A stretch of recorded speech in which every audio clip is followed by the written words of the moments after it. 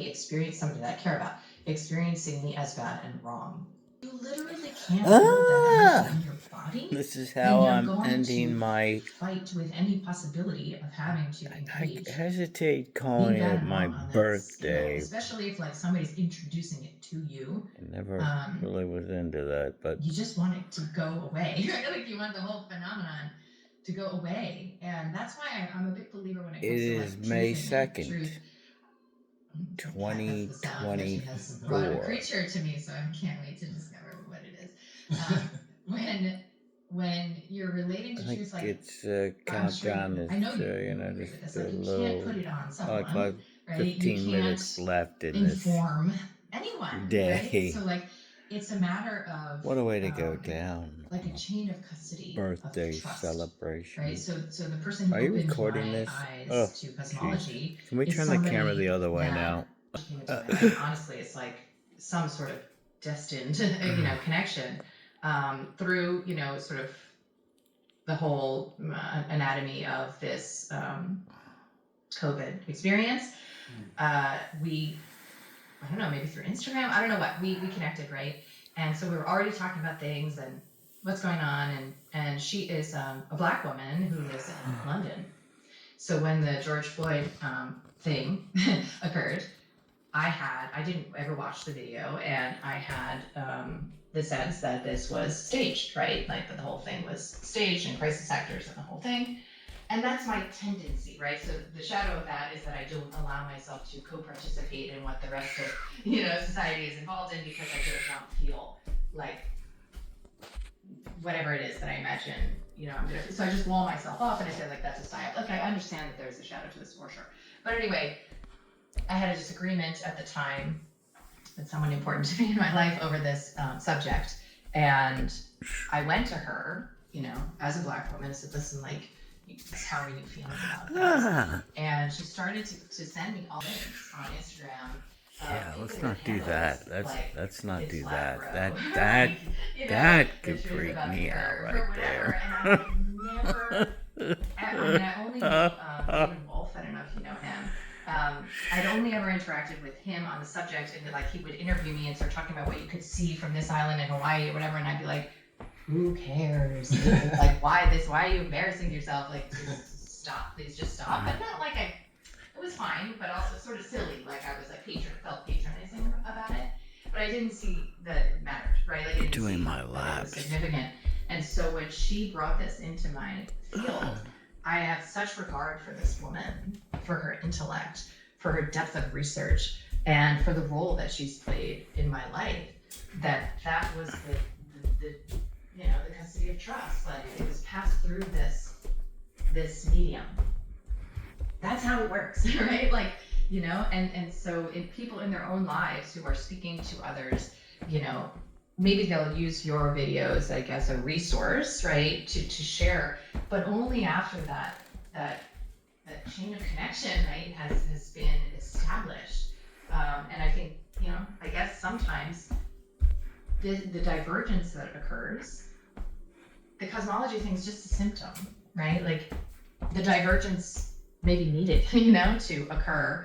And it seems like it's about arguing over like whether the earth is flat or round, but it's really, as you know, and speak to, like it's a worldview, right? It's metaphysical perspective, and not everybody is in the same like resonance, if you will. And so this is one of the litmus tests, I guess, but it's also organizing, right? So when we were talking about like the liver cells and the eye cells, like it's just organizing of where there's complementarity available. And I know, that you probably agree that it would serve us to find ways to discuss this matter, right? Like with people who don't agree, right? And how, like, I wonder how you navigate this, right? So when somebody says something that I don't agree with, right? So like in casual conversation, right? So like let's say they talk about like having caught, an illness from somebody else, or maybe they talk about like, galaxies and solar system or whatever. There's a part of me that feels like, oh, I can't pretend that I'm not here, right? There's a part of me that my I am wants assertion, right? Sometimes I just say nothing, And sometimes I have found a way to appease the different parts of me, like, you know, the part that wants to maintain connection and the part that wants to be allowed to be different. And I'll like make sort of like a joke, and I'll be like, oh, you know, it's funny, like I totally don't believe it or whatever, and like, but okay, go ahead or whatever. You know, like I'll make some sort of like, I don't know, like, and I think you've talked about this too, like just sort of like a casual, semi-connected, sort of like, oh, what do you know, here's this kind of a thing.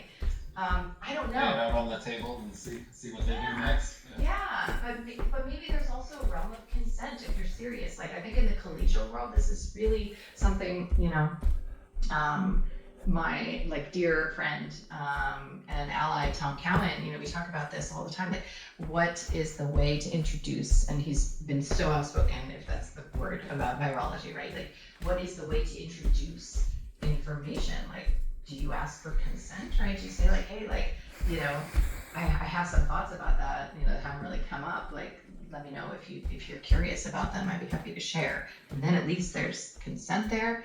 I don't know. I think this is where the real questions lie, because until we understand how to come into the energetics, like what do those look, what does that polarity look like, right? When it's fully expressed, and it's obviously not necessarily erotic. And it is, right? The energy is there. That's what I'm talking about. Look at the hysteria. That is eros. That is life force energy that is captured by shame. Otherwise, you wouldn't give a shit, right? If somebody says something you don't agree with and you're super confident in your reality, you literally don't care. They get to be themselves, right? They get to like just live as sovereign being, right? So how do we get to that place? Well, there's a lot of energy like kinked up for us to unwind on both sides. And I think if we focus again on ourselves and developing ourselves to the point that we really don't care what other people think about these subjects or about us for our knowledge of these subjects, and instead we just keep going, you know, rather than worrying about what they're gonna think about being the world's leading flat earther. Well, just bury your head in books and keep becoming more so. Where they're saying, get out there and do debates, find the biggest globe earthers and try to debate with them about it. And I gave the analogy of preaching to the choir and singing so loudly that passersby just want to come in and start listening, rather than giving a stage to the very opposite people that you don't even want to promote, and they'll just talk over you and interrupt you and say the very opposite things and use logical fallacies to try and sway people's opinions. You're just getting yourself in the muck there, versus being completely confident in your own space and developing your knowledge of it with other people who are also doing that same thing. And then you're creating like these conscious communities of people who are talking the same way, rather than purposely going into a middle ground or into the enemy territory and trying to battle it out that way. Even in family dynamics or something like this, it works that way, because like we're saying, oftentimes these simple discussions about just some fringe topic that shouldn't be anything at all can be relationship destroying conversations. As a result, I think that as I've evolved myself, as people know, when I first came out about these things, I was quite vocal and not too good at maybe conveying them, so that I destroyed a few relationships along the way. In so doing, I learned how to do better, how to not do that. And so now, when the topic comes up, as you said, oftentimes my initial response, well, always the initial response is this one. Yeah. You don't need to say anything right away the second you feel it. That's what we're talking about with a lot of these other issues, is the 2023. I'm so triggered. I'm so offended. So microaggression. As flat earthers, we gotta keep that in check ourselves as well. And just because our circles, our friends and family are saying the word global or something, we're just like, Well, literally the head of this Global what? I remember that, like this beautiful concert, right? Like it's like a candlelight concert here in Miami, and it was they were, I don't know, whatever, it was beautiful. And literally the woman was introducing the concert, and she was like talking about how now they're global. And I literally felt this like kink inside myself, and I had to self-soothe her. I'm like, it's just a word, like and words are spells, but it's just a word. It's not personal. Like, it's not a personal attack, and it doesn't necessarily have to like cloud and contaminate the whole experience just because, right? And this is where like I call it the community wound, but it's like why I'm obviously so excited to connect to you and like brought in, my community is so that I can taste that, like that sense of belonging, right? So that is a wound I believe we're all walking around with, right? So it's that tribal discernment, right? If I'm looking around for what is the tag, right? Like if I were on a dating app and I were to like choose the criteria for like what my man would believe, like these are the discerning intellectual features. So I think so I that can relax connected and not have to, with like, think Eric and like get Dubé, dancing or whatever. And 2012, of that, maybe sort of even like before that, black and white in different places before he became awakenness or whatever, and it can be really where he's just at today, something that flows through you, like and his information, like a felt sense. contribution And I to have this people great who, awakening not so much who like vehemently just His speak with my perspectives, but who really don't give a shit involved about things I just really the take description of And the we plane in act which we deeply, live on, and many, I do too. So and so that disclosure of fraud there's many years in my life where I did on the not allow human for that, race and is waking up the human race this. And again, and will that's not expose traditional, like, that's governments we- all we across go the through. plane. We get to the place where everyone can And do that. you're either gonna come out and be part of the Great Awakening, or you're going to be taken down as part of the fraud. I mean, there's no gray area here. A level of Oh, that's why I've been nuts about this for a while now. So, I find that setting the groundwork is invaluable. and his contribution with, the description of planet Earth, and even though it didn't seem as I think I'm trying to take the Taoist perspective, which is to the try word and wait politics as long is as not possible before a word that intervening. I like to So- use, so if but the trigger is we're that talking they said about global and an now you wanna bring up the influencing flat an earth, entire putting yourself in- population of really planet Earth. and You know, instead, focus this on type of revelation of truth, in a debate, this is what that call we don't truth, live is on a don't spinning focus water on the thing ball. that We actually live on a plane and it doesn't move. we have opposing And views about. crushing of that whole science is devastating to this whole the whole system has got to come down, and it's devastating, and also gives great hope for truth to finally prevail in a foundation that's built on truth, not these magical kingdom shit.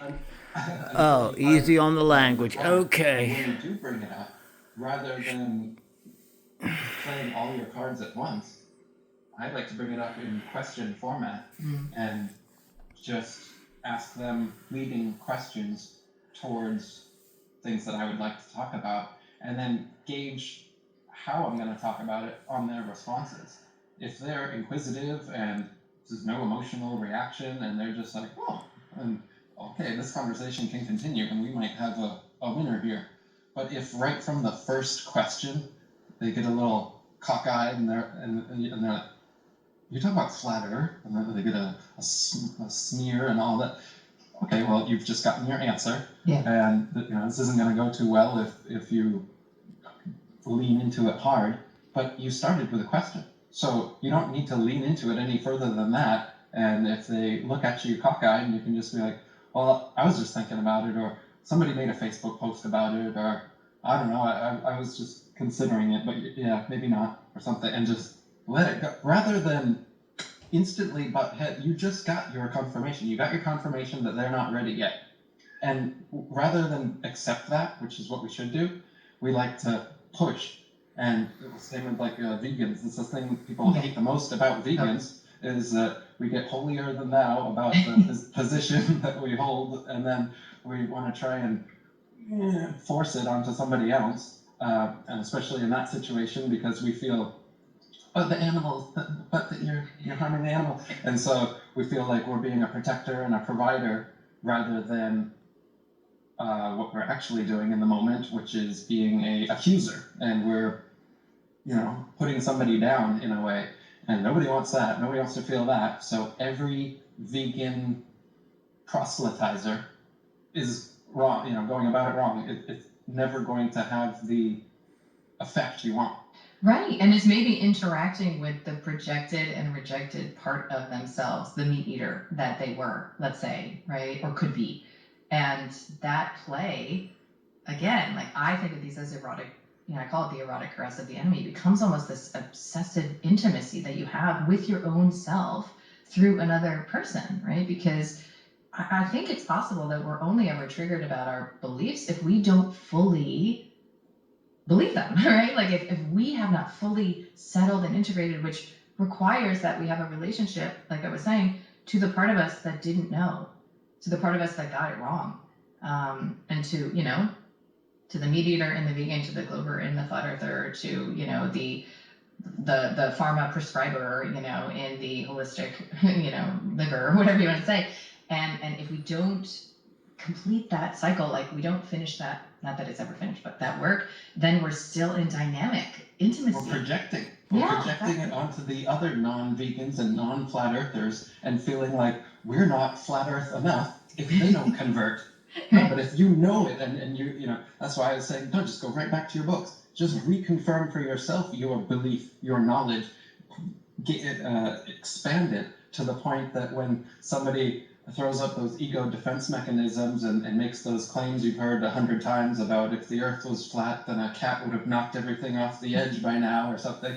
And you can genuinely laugh and smile at what's going on here rather than be triggered and feel like, I'm in for hours of lengthy, terrible conversation or well, you will if that's what you do. You don't have to. You don't have to create a multi-hour, argumentative debate because of that little action. You can just, okay, well, cool. And this is the thing I was saying about, you said like deeply, you get into your deep relationship rather than some deep conversation about this thing that you don't agree with. If you relate to the other person on other things and you stand in your knowledge and your masculine, so to speak, why would you even need to convert or convince someone else? You being the flat earther that you are, and 100% you knowing it, and the more knowledge, the more expansive it is, the more you just have like an aura, basically. This is what I'm trying to advocate is advance your flat earther aura or your vegan aura, whatever the thing is that you would really like to be an activist for, and you would like everyone else to be this thing. I really want you to change it.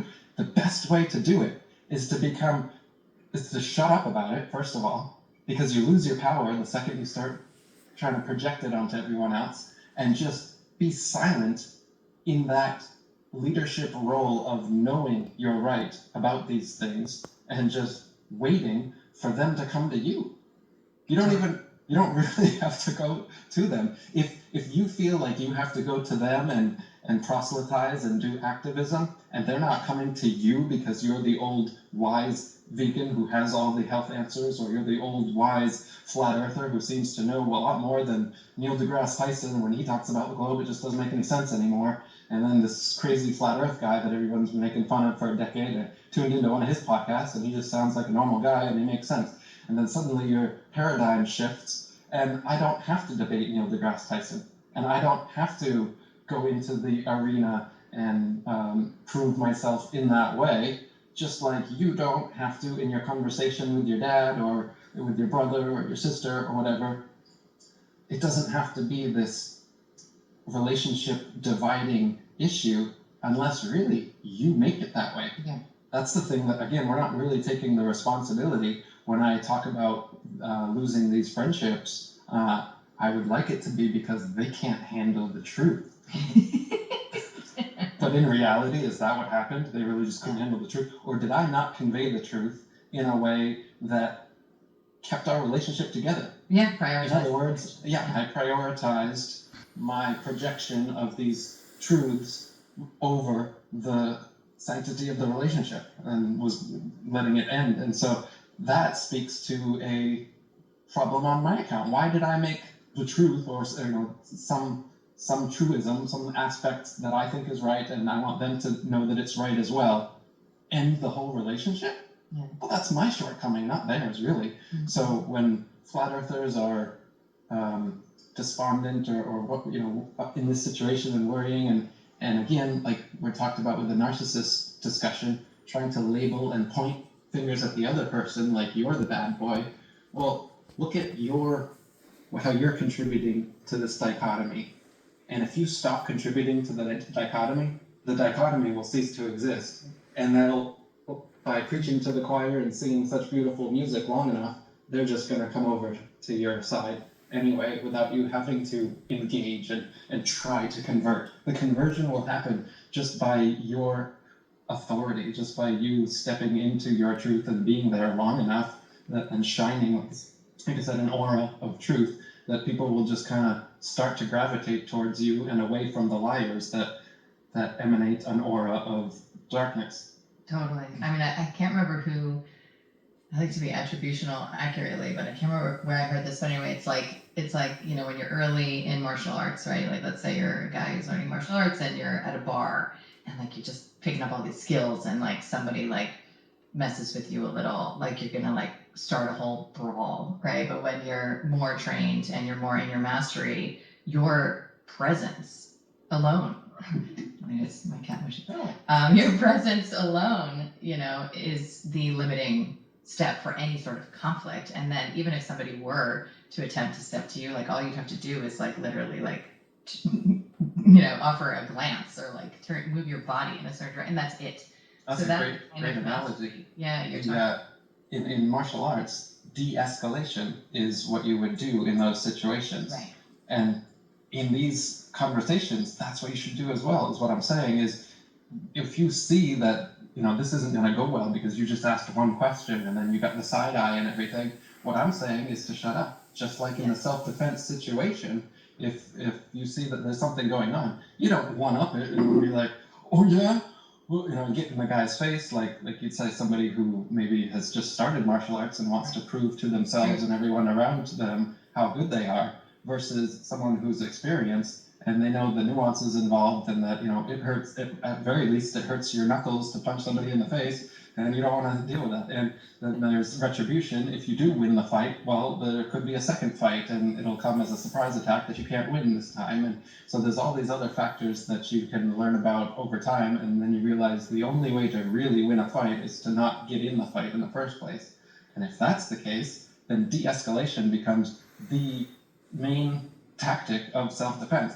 And in flat earth conversations, I'm saying it's the same thing. If you notice the other person, first of all, don't you be the one that escalates. That's obviously the wrong. Obviously, that's not the way to go, is to push yourself and be a negative force like that. But if they're doing it to you, then it's like we get they started it, and then we can attack them as well. But in a self-defense situation, that's not what you would want to do. If you're looking to de-escalate, it's de-escalation at all costs. Even your ego, even the people around you thinking that you're a little bitch or whatever. Well, if it means you didn't get in a fight and you get to get out of there and go home to your family, then you won that fight.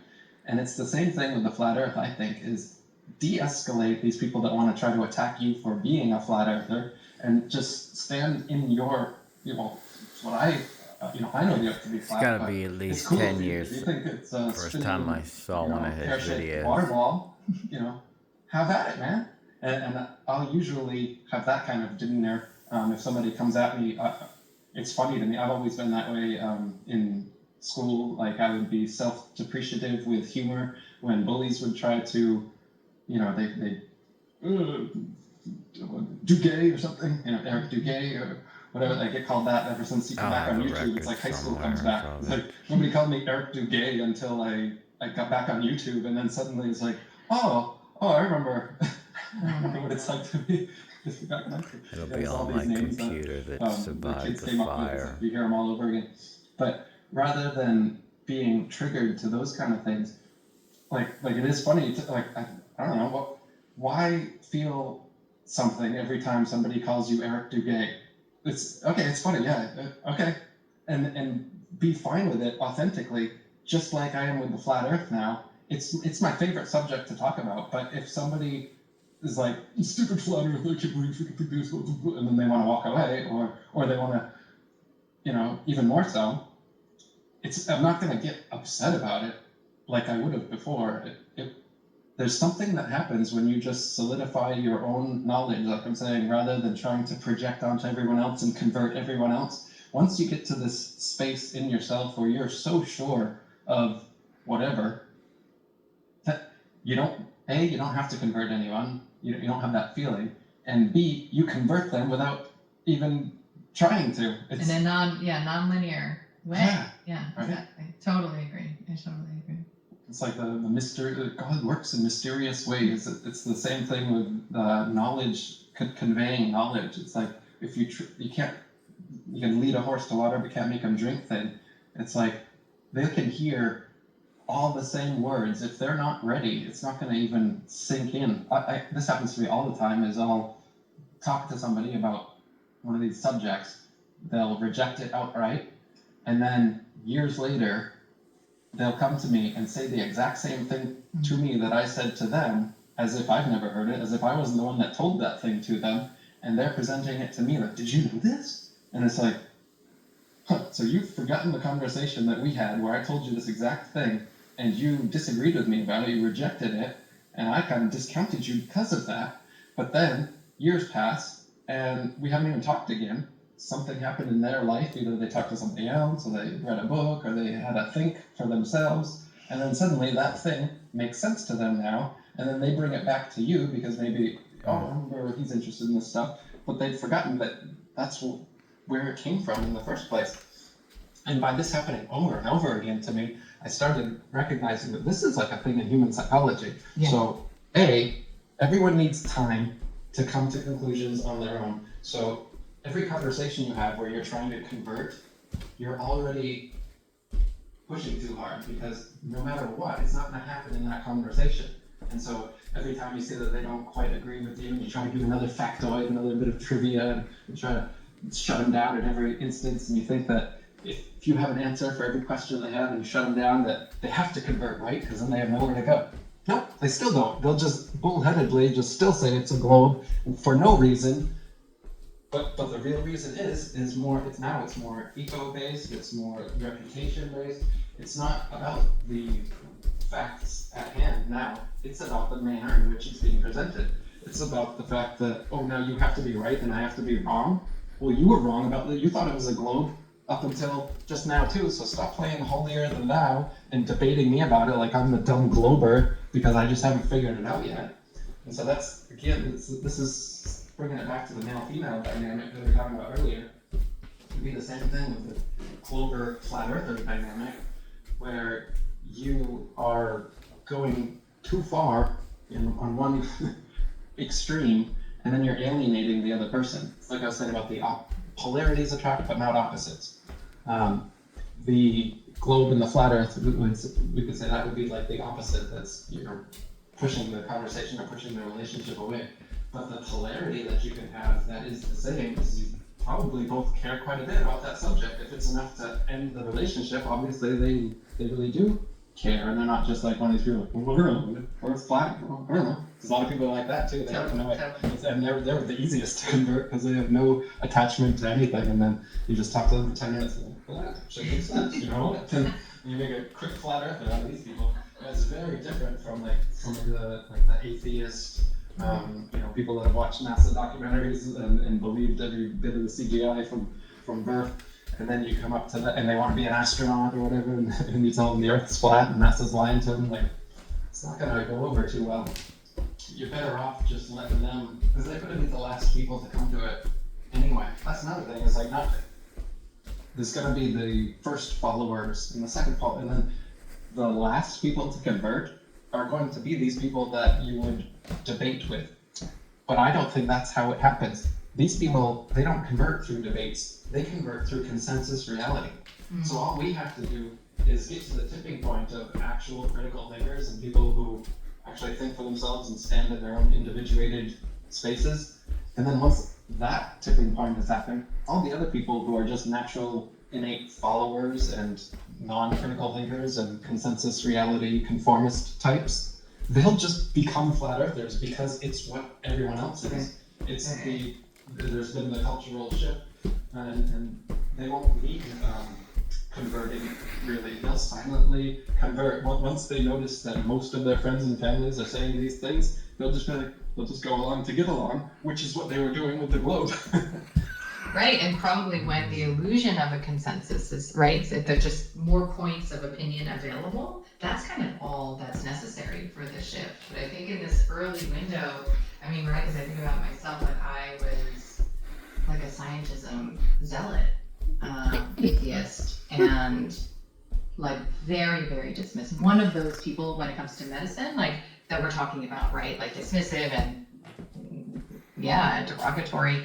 And my conversion event, again, that led me to become like internationally known for the opposite opinion, right? Because that's what you're saying. It's like the people who fight it the most often then are the greatest advocates, right? It's an experience of cognitive dissonance. It's an experience of, it's a personal experience of a fraying of the fabric of your reality. And we can't prescribe that to other people, right? Like that just happens when it happens. And the readiness to proceed down the path less traveled at that moment of rupture, it's really not anyone's business, right? It's not my business whether somebody else does that, and I certainly wouldn't want somebody else to make it their business, right? So how I responded when I was like, as a total like pharma fiend, you know, diagnosed with my first illness, quote unquote, this was postpartum, my first pregnancy, I was diagnosed with Hashimoto's thyroiditis.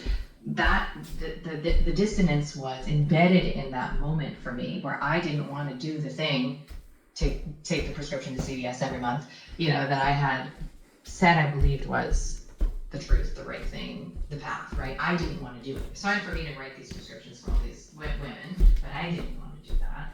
And so I could have like, you know, doubled down and found some place for me in that old belief system, or, you know, I could have gone rogue and just moved through the initiation portal, right, of having been wrong, more than wrong. I mean, I've done years of work on the shame that I feel around my role, because I specialize in treating pregnant and breastfeeding women. Like my role, right, in that chain of custody of trust, like I was a very specific link, right? These women trusted me, and that's in part why they chose to medicate themselves during their pregnancies. Like that's, obviously it's all co-creation, but it's a lot for me to metabolize and alchemize there.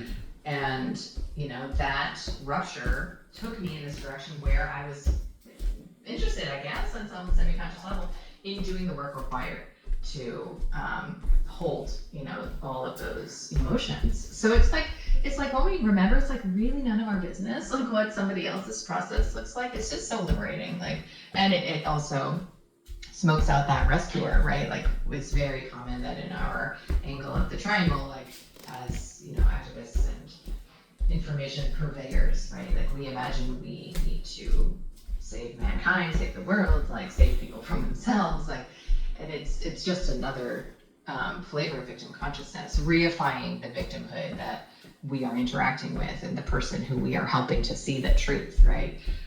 So for me, that the superiority thing is how I can most easily smoke it out, is when I imagine that I know better and that I'm even better, right? Like, am I really better than I was 20 years ago? Like, I don't know for sure. Like, I look at people in my life and family and whatever who have not taken the path I've taken, and like, there's a way I can be like, oh, they haven't done any of the work, like, and there's like a perspective I can have that's like, I'm not really sure my life is you know, like I have an amazing life, and is it better? Like, is it a qualitative meritocracy? Like, is it really, or is it just like you can just play different parts and characters and play with yourself in different ways? Like, I don't know. The humility piece has been really important for me to get in touch with, because otherwise I find myself in a covert dimension of the victim triangle, pretending that I am, you know, otherwise, I guess. But I have been really, you know, surprised and delighted by how much on the same page we are in this realm, because what I find is that people get very myopically focused on what they're truthing, right? So whether that's like chemtrails or, you know, injectables or like, you know, whatever, there's infinite activist pet topics. And then these other, I don't know, realms are really neglected. So I love having all of these like woven in, because I think until we can really understand the nature of the inside job right, of truthing, and also clean up our relationships, I'm not sure where we're going to feel the fulfillment that is available through the awakening process, right? Like it just becomes this fetishized, like being right ladder, right? So I really, really enjoyed this, and yeah, and I like to, you know, I obviously also still like to talk about deception in the realm of medicine and allopathy, and you know, it's almost like my past life in a way, you know, where I focused so much of my energy.